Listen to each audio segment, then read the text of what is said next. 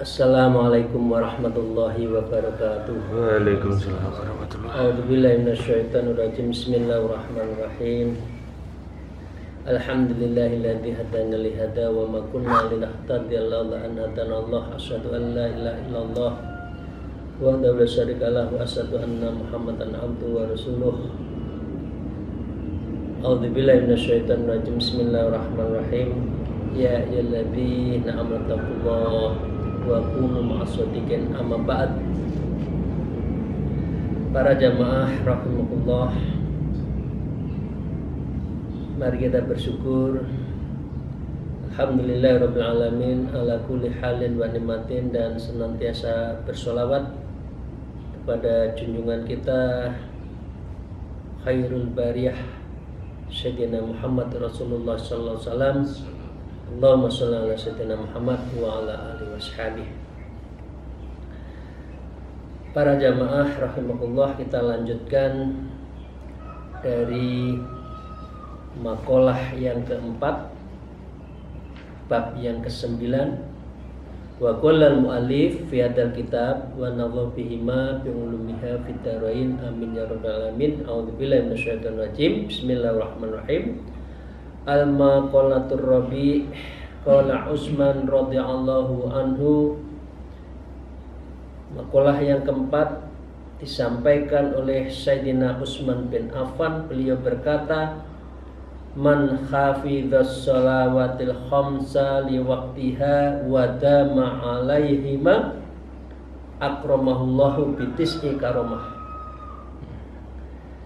Siapa saja yang memelihara sholat 5 waktu dan waktunya itu selalu wadawama, artinya rutin, alaiha, sholat 5 waktu itu, maka Bapak Ibu sekalian, sholat yang kita lakukan, sholat 5 waktu rutin itu, akramahullah, Allah akan memuliakan kita, Allah akan mengagungkan kita, bitis'in, dengan 9 karomatin, karomah. Apa itu Bapak sekalian? Awwaluha yuhibbullah. Yang pertama, Allah sangat mencintai kepada orang yang menjaga sholatnya. Karena itu Bapak Ibu sekalian, ini penting, yang akan ditanya pertama kali nanti pada saat hisab adalah sebaik mana seseorang itu, serutin mana, semutawamam yang mana dia itu sholat. Karena orang yang sholat rutin alal waktiha yuhibbullah, Allah akan mencintai orang seperti ini. Ayuhisuhu bil kurbati wal ahwalil aliyah, ya ini dia akan ditempatkan, diistimewakan yang dekat, bil kurbati, dekat dengan Allah, wal ahwali, dalam keadaan aliyah yang luhur. Jadi dengan demikian, mari kita jaga betul sholat-sholat kita. Yang kedua, wa yakunu badanuhu sahihan. Orang yang sholatnya rutin dipastikan, dijaga dalam keadaan badanuhu, badannya sahihan, sehat. Ai bila uyubin, ya ini tanpa ada sumber ke penyakit. Coba Bapak sekalian, sholat itu perpaduan antara olah batin dan olah fisik.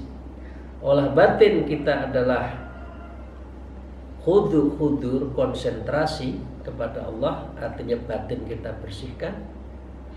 Fisik kita dengan menggerakkan sesuai dengan sujud, rukuk, i'tidal, cara duduk, itu merupakan semua adalah sendi dan saraf digerakkan sehingga menjadikan orang itu sehat. Yang ketiga, wa tukhrisuhul malaikah, dan para malaikat memeliharanya, minal balayal lati lam tabram, dari berbagai bahaya yang belum ditetapkan, karena kita dijaga oleh malaikat. Yang keempat, wa tanzilul barokah, orang yang sholatnya rutin akan diturunkan berkah-berkah dari Allah. Ail hawirul kafirah, yaitu kebaikan yang berlimpah, fi darihi, di dalam rumahnya. Rumahnya menjadi sakinah mawaddah warahmah. Karena itu selama kita ada istri, maka jangan sholat sendiri, maka kita harus tetap menjaga berjamaah. Jangan karena istri lagi masak kemudian kita nggak sabar, tunggu dulu. Atau sebaliknya, ada yang tidak terlalu penting dilakukan istri, maka tinggalkan ketika suami mengajak sholat, karena itu akan menambah keberkahan di dalam rumah tangganya. Yang kelima, wa yadharu ala wajhi simas sholihin, tampak di wajahnya kelihatan orang yang soleh, solehat. Dan itu alamatuhum, orang itu kelihatan. Orang ini ahli sholat, ahli dzikir, tidak kelihatan. Wajahnya seri, cahaya, dan senyumnya penuh simpul bahagia. Kalau orang tidak pernah sholat, itu akan kelihatan formasi mulutnya itu, mencepnya itu, orang itu kelihatan. Orang ini lagi sedih, dan orang itu lagi marah, gampang marah karena memang tidak sholat. Yang keenam, wa yulinullahi qalbah, dan melembutkan hatinya. Ya, layyinun, wa yulinullah, hatinya oleh Allah itu dilembutkan, fayaqbalul mawa'id, sehingga dia mudah untuk menerima nasihat. Jadi kalau orang itu hati lembut, itu akan mudah dikasih nasihat. Tapi kalau hatinya qaswatul qulub, hatinya keras, maka dibilangi apa saja, maka dia tidak akan bergeming dan tidak mengikuti. Karena itu kepala batu, misalnya kan gitu kan, orang dikatakan kalau orang itu keras. Nah, yang ketujuh, wa yamurru ala sirati kal barqil lami, orang yang sholatnya bagus, jamaahnya bagus, akan melewati sholat itu siratal mustaqim, kal barqil lami'i, seperti buruk yang berkilau, cahaya yang berkilau, ayal mudhi'i, yang terus bersinar. Ya, insyaallah siapa orang yang tidak ingin siratal mustaqimnya, siratnya itu lancar seperti kilau. Nah, kuncinya adalah di sholat-sholat kita. Yang kedelapan, wa yunjihullahu minan nar, Allah akan menyelamatkan kita dari neraka, yaitu nari jahanam, yaitu neraka jahanam. Yang kesembilan, wa yunzilullah fi jiwaril ladzi la yakhaufun alaihim wa lahum yahzanun. Orang akan menempatkan bagi orang yang sholat itu adalah saat fil jannah, di dalam surga, itu bertetangga fi jiwari alladzi khaufun alaihim wa lahum yahzanun, yaitu orang-orang yang tidak ada rasa takut dan orang-orang yang tidak bersusah hati. Siapa itu? Wali-wali Allah. Karena wali itu kan la khaufun wa lahum yahzanun. Para wali itu enggak ada sedih, dan dia enggak juga ada yang takut, enggak ada. karena hidupnya itu selalu untuk Allah. Nah, kita kalau sholatnya bagus nanti bertetangga dengan min auliya, min auliyai, minal awalin, sejak dulu sampai yang terakhir kita bertetangga. Amin ya rabbal alamin. Fi qurbil auliya'il kubur, yaitu para wali yang besar-besar, wali kutub, Syekh Bahauddin Naqsyabandi, Syekh Abdul Qadir Jailani, insya Allah bertetangga dengan Gus Dur, Wali Songo dan sebagainya. Insya Allah itu tetangga kita nanti fil jannah. Ruwa anna sallallahu alaihi wasallam qala khamsu salawatin man hafadha alaihinna, salat 5 waktu siapa saja yang memeliharanya, kanat lahu nurun, maka orang ini akan diberi cahaya, wa burhanan, dan dia ada bukti, wa najatan yaumul qiyamah, dan dia akan selamat di yaumul qiyamah. Cahayanya itu kelihatan, nanti bersinar ketika kiamat. Nanti dia mahsyar itu kelihatan. Bahkan kalau orang itu sholat malam akan kelihatan ahlul qiyamul lail. Dia akan, selain wajahnya cerah, maka dia ada taj, ada namanya mahkota, bahwa orang ini adalah ahlul qiyamul lail. Tapi kalau enggak ahlul qiyamul, mungkin hanya bersinar. Tapi kalau ahlul qiyamul lail sholatnya bagus, dua-duanya akan dapat bersinar, dan dia memiliki mahkota untuk membedakan siapa yang paling dekat dan siapa yang membiasakan qiyamul lail. Wa man lam yuhafid alaihinna, dan siapa saja yang tidak bisa memeliharanya sholat 5 waktu, lam yakul lahu nuron, maka dia tidak punya cahaya, wala burhanan, tidak juga ada bukti. Apa ini seperti manusia pada umumnya, gelap. Nanti di yaumil mahsyar itu gelap, wajahnya tidak kelihatan sinarnya, nggak ada tanda ini orang-orang baik. Meskipun di dunianya dipuji-puji banyak orang, tapi dia hatinya gelap, sehingga nanti di sana juga gelap. Wala najatan, dan dia juga tidak akan selamat di yaumil akhir. Wa kana yaumal qiyamah, maka orang yang tidak menjaga sholatnya di yaumil qiyamah, ma'a fir'auna wa qaruna wa hamana wa abu ibnu khalafin. Dia tetangganya, bersamanya itu adalah Fir'aun, Qarun, Haman, Ubay bin Khalaf, yaitu orang-orang yang memang dibendu oleh Allah Subhanahu wa ta'ala. Jadi Bapak Ibu ya, mari kita jaga.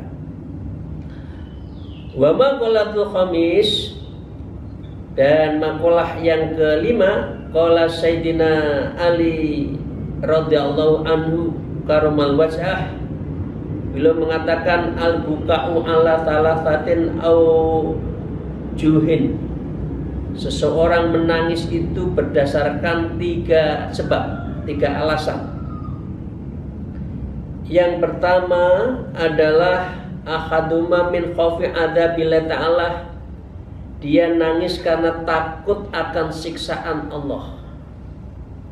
Jadi orang yang berdosa harus nangis, harus takut, harus baka, harus nadam, harus nyesel, nangis. Nggak apa-apa, nangisi atas dosa-dosa kita, harus kita lakukan. Jangan kita justru bangga atas dosa-dosa masa lalu. Dosa masa lalu sedikit pun nggak bergeming, hatinya nggak tergetik, itu menandakan hatinya adalah gelap. Yang kedua adalah min rahbatin syuhti, karena ngeri akan kemarahan Allah. Ay min khaufin ghadabillahi ta'ala, yaitu atas kemurkaan Allah. Jadi 2 ya. Yang pertama, ini biasanya orang kalau doa nangis itu ingat masa lalunya yang penuh dosa. nggak apa-apa, itu baik. Manusia tidak punya, tidak ada yang tidak punya latar belakang dosa, nggak ada. Nangis, mohon ampun pada Allah. Yang kedua, ingat Allah akan marah terhadap kita tidak ahlul ibadah. Ibadah kita keter, nggak sholatnya, nggak sodakohnya, nggak puasanya, nggak dilakukan. Nah, yang ketiga, wattalithu min khosyatil qati'ah, nangis karena takut terputus hubungannya dengan Allah. Ini berarti nangisnya karena mahabbah. Manusia saja sedang proses ta'aruf, ya, orang sekarang menyebut pacaran, pisah, nangis atau nangis? Nangis. Apalagi calonnya dielulukan, tahu-tahu putus, berarti nangis. Ini orang yang akan tidak ditoleh oleh Allah, orang yang diputus rahmatnya dari Allah, maka orang itu harus nangis. Takut akan diputuskannya dirinya dengan Allah, yaitu aimin khaufil bu'di anillahi, yaitu karena takut jauh dari Allah, wa i'radhi ta'ala anhu, dan Allah berpaling dengan kita.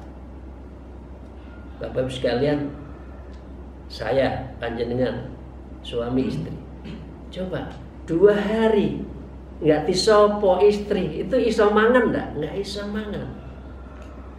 Suami juga gitu, ya, marah pada istri, istrinya nggak disapa, juga nelongso. Lah, ini nggak disopo oleh Allah. Terus gimana? Padahal kita akan kembali pada Allah. Allah nggak mau menoleh pada kita. Itu yang menjadikan dirinya sedih. Jadi Bapak sekalian, dalam 3 momen ini, ayo kita menangis. Yang pertama, nangis karena dosa-dosa kita. 2, menangis karena takut ancaman Allah. Yang ketiga, takut Allah tidak menoleh, tidak merengkuh, Allah tidak, kita dalam tidak keharibaannya, tidak dalam rengkuhannya Allah SWT. Allah melengos kepada ini. Melengos itu apa ya? Melengos, tidak gelem noleh pada kita, buang muka. Astagfirullah. Takutnya bukan main orang seperti ini, dan kita harus takut. Jadi Bapak sekalian, dengan demikian, fa'ammal awwalu fawa kafaratul dzunub. Yang pertama tadi itu karena balasan dosa-dosanya.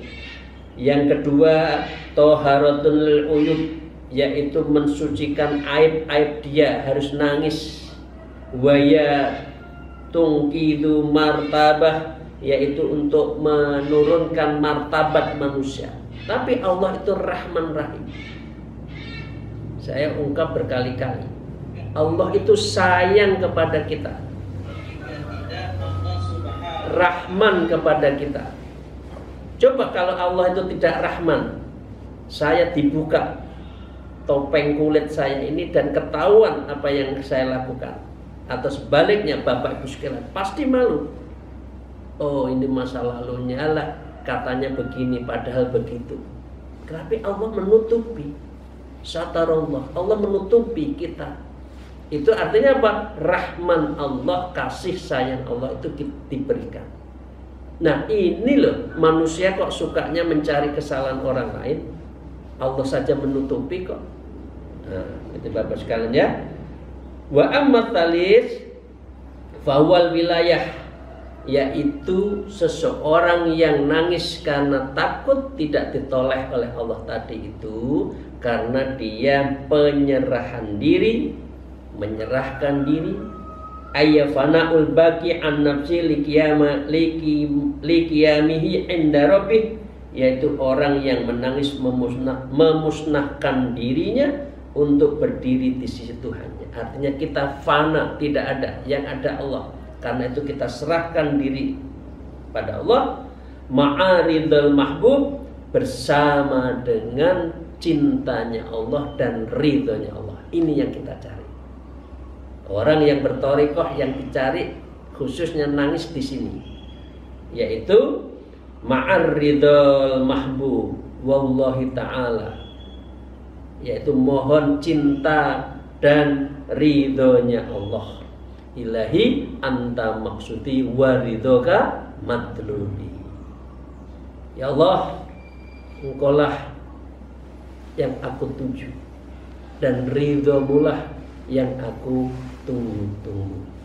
Demikian itu Bapak sekalian. Itu mengapa orang berthariqah itu dua itu. Ilahi anta maksudi wa ridhoka matlubi. Fatamruhu kafarudz dzunub, maka buah penembus dosa itu adalah an-najatu, dia akan selamat minal uqubi dari siksa fil akhirah, nanti di yaumil akhirah. Kalau di dunia itu menangis karena dosanya, karena takut ancamannya dan takut tidak ditoleh oleh Allah. Wa tamrudu taharatul uyubin na'imul muqim, buah kesucian berbuah berbagai aib tadi adalah kenikmatan yang terus bersemayam di dalam diri kita, aidaimin, selalu di dalam langgeng, wad darajatul ula, dan kita akan mendapatkan derajat yang tinggi fil jannah di yaumil akhir, karena dosa-dosa kita sudah diampuni oleh Allah. Jadi kita harus istighfar dan memperbanyak sholat taubat, karena itulah cara untuk membersihkan dosa-dosa kita. Yang lainnya, wa tamatul wilayati ma'aridul mahbub husnul lil bisyarah.